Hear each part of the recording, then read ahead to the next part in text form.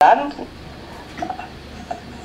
ada protes dari masyarakat Labuan Bajo, sebagian dari masyarakat Labuan Bajo dan juga aktivis di Manggarai Barat.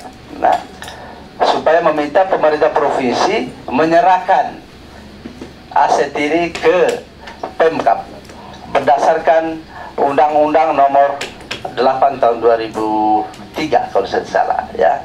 Ini nanti tolong di review kembali. Ya. Kontroversi ini berjalan terus sampai kemudian tokoh agama juga menyurati gubernur, ya, supaya Pantai Pede itu diberikan kepada Pemkab untuk mengelolanya. Ya. Nah, standing position pemerintah Provinsi Nusa Tenggara Timur adalah karena ini aset Pemprov, ya, karena ini aset pemerintah Provinsi Nusa Tenggara Timur dan juga DPRD Nusa Tenggara Timur juga tidak mengizinkan penyerahan ke kabupaten, ya, maka kami berkomitmen untuk mengembangkan aset ini sebagai aset pariwisata provinsi sesuai dengan RT RW. Tentu banyak diskusi karena banyak kontroversi. Di satu pihak, sebagian masyarakat Manggarai Barat ya mengharapkan bahwa aset ini diserahkan kepada Pemkab sesuai dengan Undang-Undang Nomor 8 Tahun 2003. Tentu nanti Profesor akan menjelaskan kepada kami substansi undang-undang ini, ya. Karena ada 3 ayat kalau saya tidak salah. Saya bukan ahli hukum. Ayat yang pertama, daerah otonom ya baru ya, aset-aset pemerintah di atasnya menyerahkan aset yang dimiliki kepada daerah otonom itu. Itu ayat pertama. Ayat kedua, penyerahan itu dilakukan dalam jangka waktu setahun. Ya, itu ayat kedua kalau saya salah. Ayat ketiga, apabila dalam waktu itu tidak diserahkan, maka pemerintah Pemkab bisa mengajukan gugatan ke pengadilan terhadap pemerintahan di atasnya. Ya, lucu juga undang-undang ini, pemerintah menggugat pemerintah. Ya, nanti Profesor bisa menjelaskan kepada kami ini maksudnya apa dari ayat-ayat itu. Nah, tentu kita semua mengetahui, kita semua sudah tahu negara kita negara hukum, ya. Ya, tindakan-tindakan kita, semua aksi kita tentu berdasar atas hukum dan peraturan perundang-undangan, ya. Sehingga seperti yang saya jelaskan pada awal, niat pemerintah Provinsi Nusa Tenggara Timur adalah memaksimalkan lahan itu sebagai lahan sebagai kawasan yang bisa memajukan pariwisata Nusa Tenggara Timur, khususnya pariwisata di Manggarai Barat, dalam rangka mengadaptasi dan menyesuaikan perkembangan Labuan Bajo sebagai kota pariwisata internasional.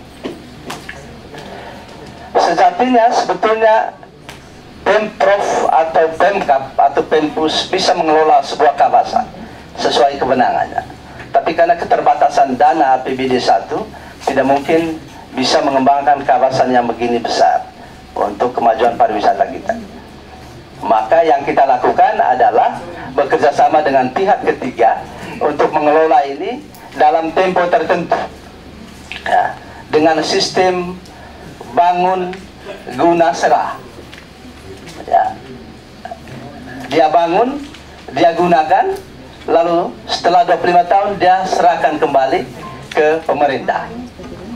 Itu yang diatur dalam undang-undang bangun guna serah. Kita semua tahu di pemerintahan ada yang bangun serah guna, ada yang disebut bangun guna serah. Ya, yang kita lakukan dengan pihak tiga ini bangun guna serah. Dia membangun, dia menggunakan, lalu kemudian dia menyerahkan kembali ke pemerintah dalam tempo yang disepakati bersama.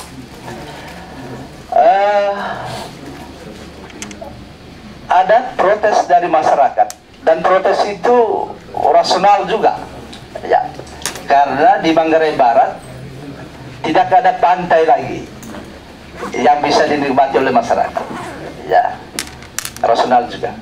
Maka mereka meminta supaya pantai itu dibiarkan menjadi ruang publik. Nah, itu diskusi-diskusi yang berkembang selama ini, ya, supaya itu dimanfaatkan sebagai ruang publik. Berdasarkan masukan masyarakat itu, maka kami meminta kepada pihak ketiga untuk mendesain kawasan itu, di mana ruang-ruang publik diciptakan di dalamnya. Ya, maka pihak ketiga mendesain ruang itu, dan di dalamnya ada ruang-ruang publik untuk publik bisa memanfaatkan untuk pementasan seni budaya dan sebagainya, dan juga untuk mengunjungi pantai, untuk menyaksikan pantai, keindahan pantai di sore hari.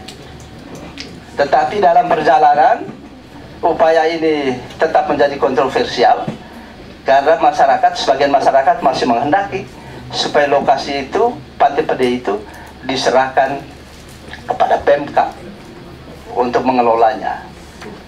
Ya, standing kita ya lihat saja aturannya, aturan perundang-undangan. Kalau memang aturan perundang-undangan mengatakan pemerintah pusat bisa menyerahkan kepada provinsi, provinsi menyerahkan ke kabupaten, tentu kami sebagai pemerintah akan mengikuti aturan-peraturan itu. Ya, tidak mungkin bertahan dengan suatu mekanisme yang kita ciptakan sendiri. Nah, jadi tinggal kita melihat aturan perundang-undangannya. Demikian.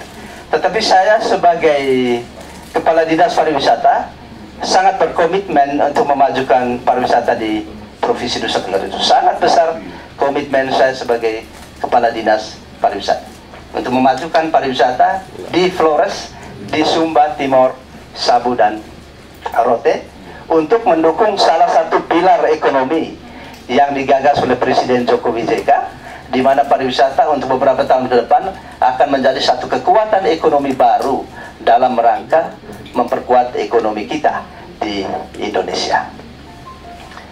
Saya kira demikian saja pengantar saya yang saya bisa sampaikan.